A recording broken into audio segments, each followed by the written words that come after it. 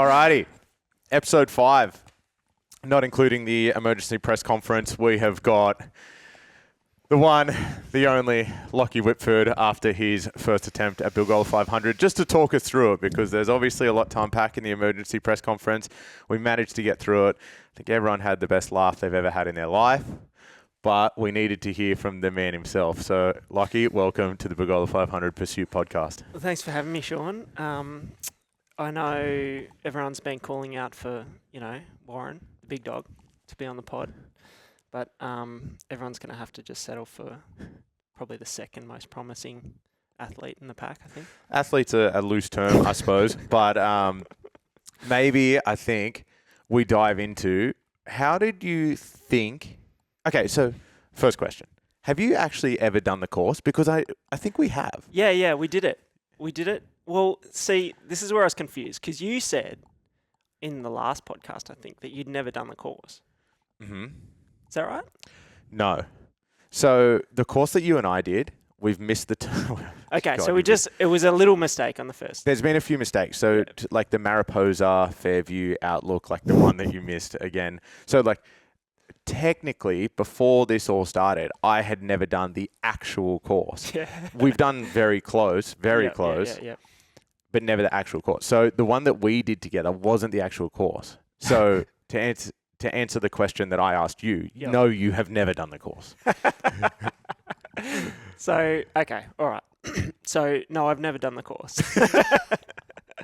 But I did almost do it twice with you. We did the back-to-back. We did clockwise, plus minus. and we did anti-clockwise. That's right. But we didn't do a couple of the turns because I didn't know them either. Yeah. We were misled by Sammy Paulnow on what the actual course was. Yeah. Okay. So let's talk about the first attempt then on your own the other day.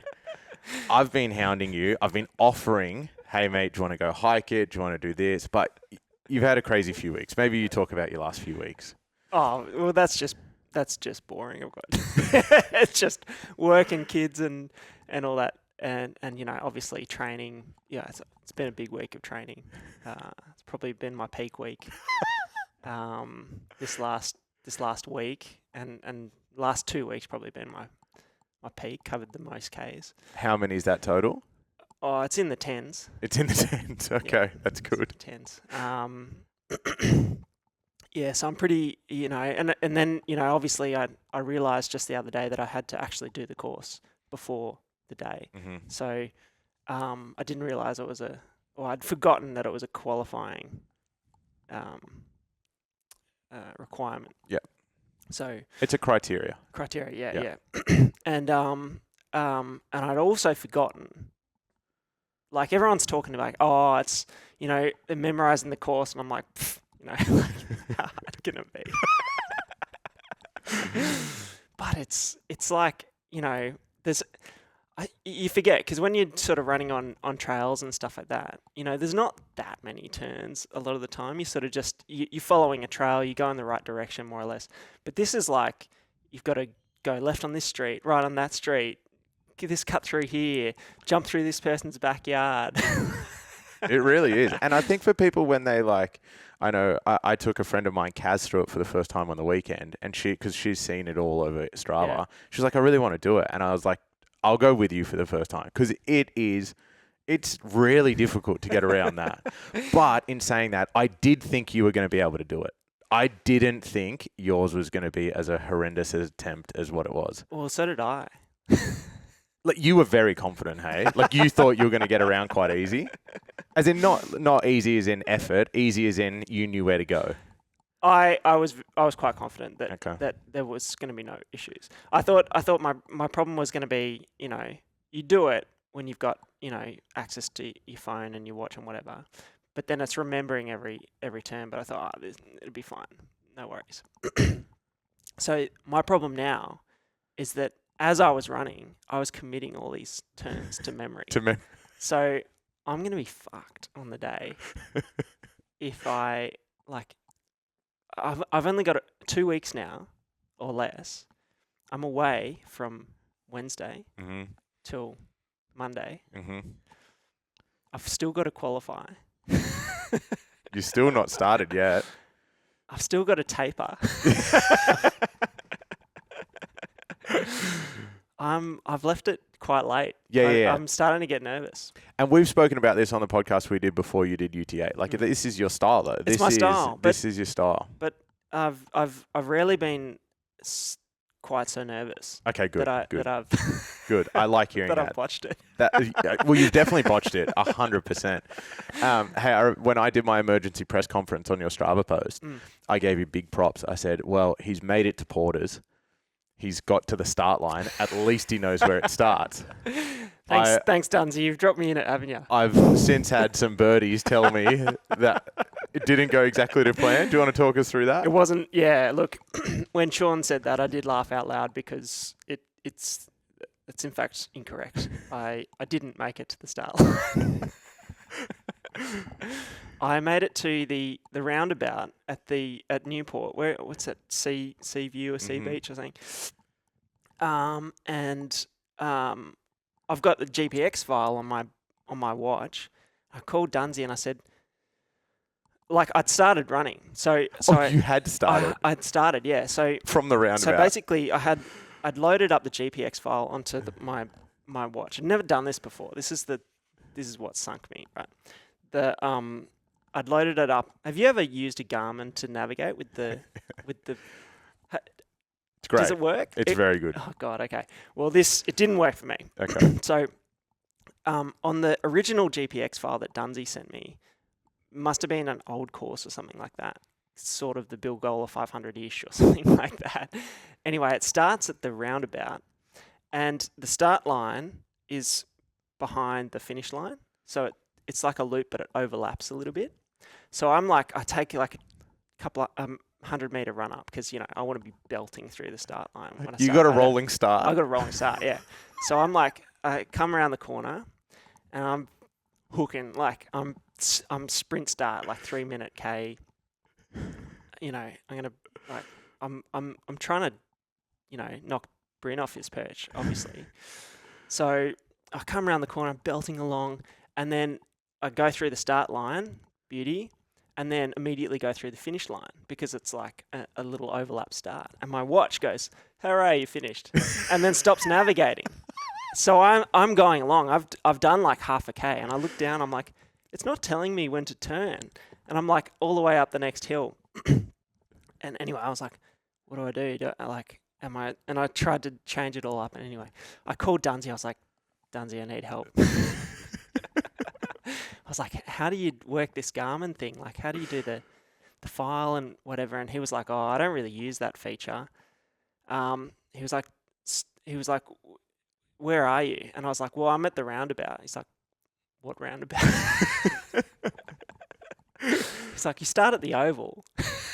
I was like, oh God. All right. So this is infuriating for me to listen to because that's not the wrong course. That is the original course. And that starts out the front of George's house. Yep. So the reason being is George would run at 10K. So he started the segment out the front of his house. Yep. And we've spoken about this. So George is probably sitting there with popcorn just watching me. Well, he's away at the moment, but he would have loved to have seen that. But we've spoken about this in depth that the Bilgola500 started from there. And then we moved it to Bilgola500 Pursuit to okay. Because Porters. This is why it's a Pursuit, yeah. Okay. Because we couldn't have a start and finish line out the front of George's house with hundreds of people watching.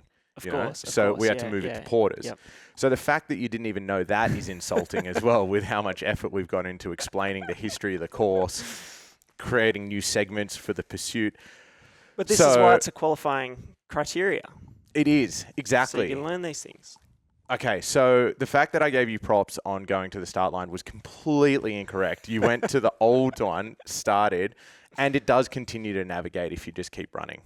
It does, but I have had that before. I know exactly what you mean. So terrible start. So then that false start. Yeah. So then you get back in your car, I assume, and drive to the... No.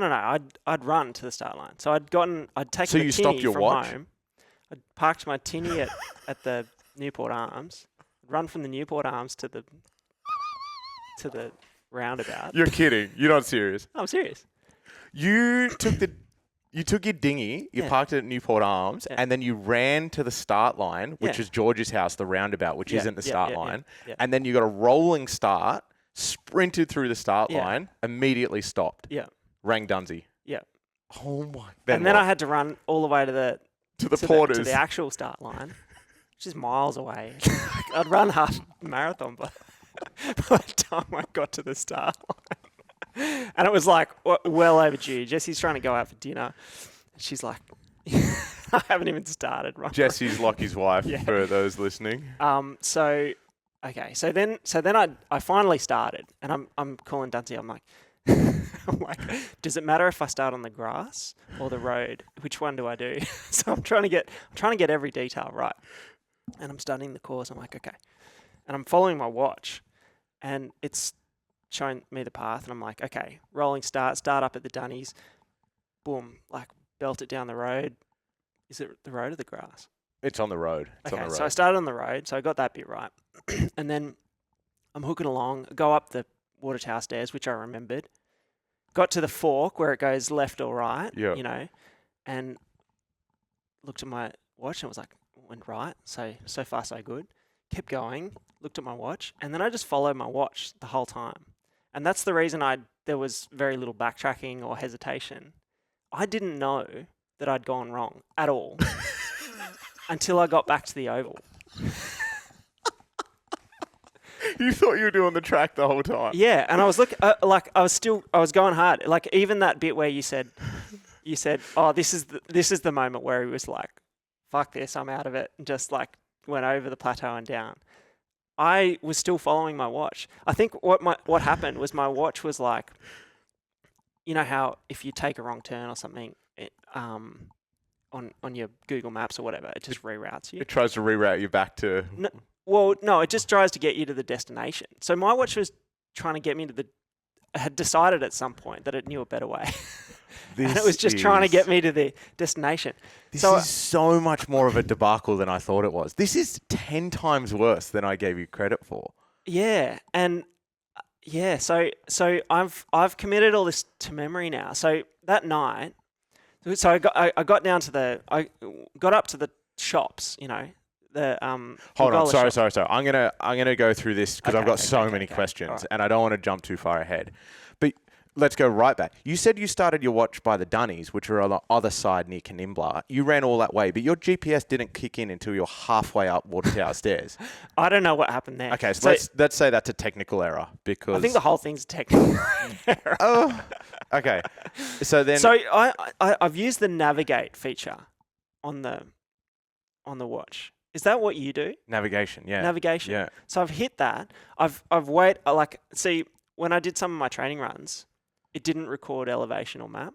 Remember that? Well, I can tell you why, because George picked up on it. Carry on. Okay. Well, I thought it was because I'd pressed start before my GPS had located. No, really? No, that's not it. Oh, okay. So you're picking activity. You're starting an activity. No. Usually I run and I choose trail run. Okay, just choose run. Not trail run, not activity. Just pick run. And then go into navigation and then start the maps after you pick run. It usually works when I use trail run. Okay. But the times that it didn't load the map or elevation, I started it before my GPS had kicked in. And I wonder whether that's why. But anyway. Let's move on from this. Yeah, okay. So halfway up Water Towers, clock kicks in, watch kicks in, you're running along. You think you're on course the entire time. Yeah. Okay, yeah. so when you blow past the cut through, you look down and it's just like, you're good. You're on course. Yeah. You keep going around because there is a little bit back and forth. Yeah, there's a couple of times where it's a bit hard to see on my watch. So I was like turning right. It's a little bit zigzaggy. So I had to go up there a bit to see, oh, no, it's this way. So, but I was following the thing the whole time. That is incredible. That makes it a million times better, the fact that you thought you were doing the Bilgola500. Did you think you were doing pretty good? I thought I was on track for an hour 15. Okay. And I was running reasonably hard, but I was just I was pretty tired. I'd been up all night. So I was sort of like, I'm just going to qualify. I'm going to do the course. And I was trying, but not. I wasn't giving it everything. Okay. So, I was pretty happy. I was like, I'm doing. I'm gonna do an hour 15 without trying much. I was pretty satisfied with that. I thought, yeah, okay, I can knock half an hour off this. Your heart rate hit 200 beats per minute. Where were you when Without that even happened? trying. Do you remember, where were you pushing where your heart rate hit 200 beats per minute? I've got no idea. I don't have any faith in my watch anymore. It's a brand new Garmin. It's like top of the line Garmin. It's top of the line Garmin. It's like, yeah, I just don't know. Well, maybe I did, because I don't know. Do you find that your heart rate sort of goes really high at the start and then sort of settles down, even though you're not trying harder at the start, and then it starts to sort of climb? Yeah, there's a bit of like a shock for your body. Like your body goes, "Oh, hey, I was just sitting in a dinghy. Now I'm fucking sprinting for my life." So there's a bit of a shock there. If that's true, it'd be water tower stairs. So you were pinning it up water tower I was taking stairs. them like 2 at a time, and I was feeling good. This is the other thing that I've learnt about the course. Well, you haven't learnt anything about the course. Well, if the course is even similar to what I did, just in terms of profile. Sorry, I don't mean to keep cutting you off, but it's not. You have no idea what this course is like. The profile that you did was 6.5K, like 150 meters of elevation, but maybe. The first half was pretty close. You didn't do the first half. I was close, though. I missed a couple of turns and things like that. But the first... I went through afterwards. I went through Google Street View to like try and commit the actual course. You cannot do this course on Google Street View. I know you because can't. Like when you come up those stairs and you're running up Wandine, and then you took a left up Bilgola or whatever it's called. Yeah. When you continue going straight, you go back down you down Hansford, and then across back up Loom, and that's where you're halfway down there. But where I turned up Bilgola before that, it was close. Yeah. Sorry. So if that's not halfway. That's like 3K in. Is it? Yeah. Oh. Like what do you reckon in terms of the profile? Have you done much of your elevation by then? No. Oh, so it gets a lot more. Yeah, you've got. Okay. You got like Crown Newport. You got Hansford. Well, that's down Hansford. You got up Loombar. You've got to the top of Cheryl, which is sort of right. Have you done a third of it though? Like, is it like? I've done it all multiple times. Is the first third of it that I almost did? Yeah. Typical of the rest of it? No, because it's a little bit more techie. Because you're going through Angofra, which is like pretty flat but technical. Yeah. But then you got some like road hills that you haven't done, which is like Anyway, so okay, when did you realise that you've gone off track then? I started to wonder when I saw the oval. So you came down Canimbla, which is the staircase. Yep. It's like like trail stairs between the house. You're next to the building. Because I remember doing that. Yeah. On the run that we did. And you're going down there. It's part of the run. It is part of the run. So Canimbla. like I was doing that, being like, I remember this part of the course. I was like, I don't know when it all fits together. So I remember all these different parts of it, but I was like, and then I've got all this other road section to do at some point, And then it was like, I was assuming that I'd just be taken back out and do the rest of that. I did think I was getting a little bit too far over the plateau. And I didn't remember going past the shops. Up the top of Bilgola, the IGA and stuff. That's not a part of the course. So you come out of the stairs at the bottom of Canimbla and then saw the oval and was like, why am I here? I'm done. Yeah. That was the first time. Because I was looking down at my watch, I saw 6Ks, a while back. And I was like, oh, okay. So, like, I was doing the calculations in my head. I was like, okay, looks like I'm doing like an hour 15 or something like that without even trying. Pretty happy with that. And, so and then it was just like, end. Got to the thing. And I was like, shit. So then I thought, oh, do I like backtrack or something? And I was like, no, I've got to start this again. Like I can't. You're at the start line. I'm at the start line. I've got like I've done my dinner here. I've done my. Wow, I've cooked the man, goose. that is way worse than what I thought. Like the fact that you ran from Newport Arms to George's house, started the race, realised you've done something wrong, run back to Porter's, started at Porter's, and then thought you've done it and just ended back up at that oval. That is incredible. That is incredible. My good friend Courtney DeWalter did an interview recently, which I watched, and I'll just read you a quote from her. Okay. I love running in the morning. It's just shoes on and go. Sometimes I think I know where I'm going, but my feet just go a whole different direction. I actually watched that interview too. I watched that interview. She talked about how she has got a training plan. Oh, God. That is incredible. Okay.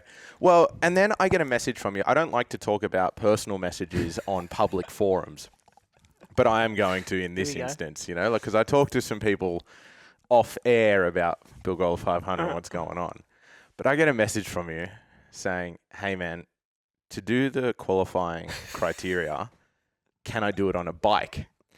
And I went... It's still a live question. I haven't had an... I can't answer it. Honestly, I don't know. It blew me off my chair. And I said to you, hey, dude, how come? And all you wrote back was ligaments. So are you injured from that run? A little bit. It's a little bit embarrassing. But, yeah, well, look, I've had a big couple of weeks. What's happened? What's wrong? Well, it's just an overuse thing, you know. An overuse thing? It's, the same thing you always deal with? Pretty much, okay, yeah. But see, like I'm going off orthotics. So I haven't been using my orthotics for forever. And obviously, haven't been doing a lot of running. Come in and done my biggest 2 weeks ever. Yeah. Putting down a lot of Ks. So it's no orthotics. Then I've come in and done that one, and it's just tipped it over the edge. It's just flared up a bit, so it just needs to settle. So I'll do it on. I'll run it next week, or at least I'll jog it next week. But that won't be. I'm happy with my handicap. I think that's probably accurate. All right, we're changing your handicap. The handicap was purely there. We can't.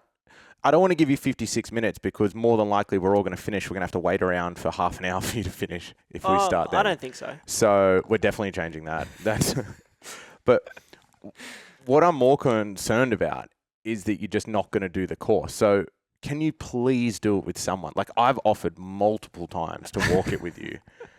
Just pair up with someone. What I'll do? No, honestly, I was following my thing and thinking I was going right. What I'll do next time is I'll just be on the phone and I'll use the phone map to see where I'm going. Oh, it does not fill me with confidence. How good was it? I'm going to learn it. I commit to doing the course. On the day, I'll get it right. Yeah, that's irrelevant. That's irrelevant. I need you to have done the course beforehand. How good was it that Rich Barry went out the next day after you and fucking went wrong? Yeah, Magellan Barry. What did they call him? the Explorer. Well, I couldn't believe that when... I could. Well... It's a hard course. It is a hard course. Rich is very... knowledgeable on the course though. For him to go wrong and that wrong was hilarious as well. I thought that was incredible. What happened? I haven't spoke to him. I'm actually, hopefully they're coming on the pod. Yeah, it's been very one-sided with Div 2, all Div 2s putting their hand up, put me on the pod, and the Div 1 guys are just don't want a bar of it. Well, so I'm hoping one of them puts their hand up and we've had jumps George. On. Yeah, George. Yeah, that was good. George is, he's bought in, he's a nice guy, he's willing to put in a bit of effort for the race, whereas the other guys, they're just sort of barring me. Can I ask you, Sean, for look, my understanding of the profile is obviously skewed, but I was shocked by how it was compared to what so I've been trying to replicate it in training back in Lovett Bay, and basically I've just been running up and down this same hill, and it's like I do a little bit of flat, but if I do too much flat, I don't get the elevation. So I've just been pretty much going straight up and down this hill. And my experience of what I ran the other day, although I know that's skewed, was that it was much steeper for sections and then lots of sort of flat or undulating. How hard are you going? Me personally, or what's your pacing in strategy? general? What's your sort of do you hit it on the uphills, or do you how hard are you going on the flats? What's your strategy? So my strategy, really, anything that's runnable, I'm putting in like 90% effort. Okay. Because I cannot run the uphill technical, downhill technical, or uphill road, downhill road like the other guys. Yeah. Like they can actually get through that fast. Like if you look at like their time through, say, Angofra, what they're capable of doing through there, they're running, 4 minutes something Ks through Angofra. Yeah. I'm not doing that. I'm 5 weeks out from UTMB. I am calculating every footstep on every rock. It's like there is. Fofo. I've got fofo. Yeah, I've got fear of missing out on UTMB. Put that all together. Yep. So in there, I'm quite conscious. Sammy can run past me there, and I'll pat him on the back and say, "Good work, little fella." And then I'm just going to pin it on the road and just blow right by him.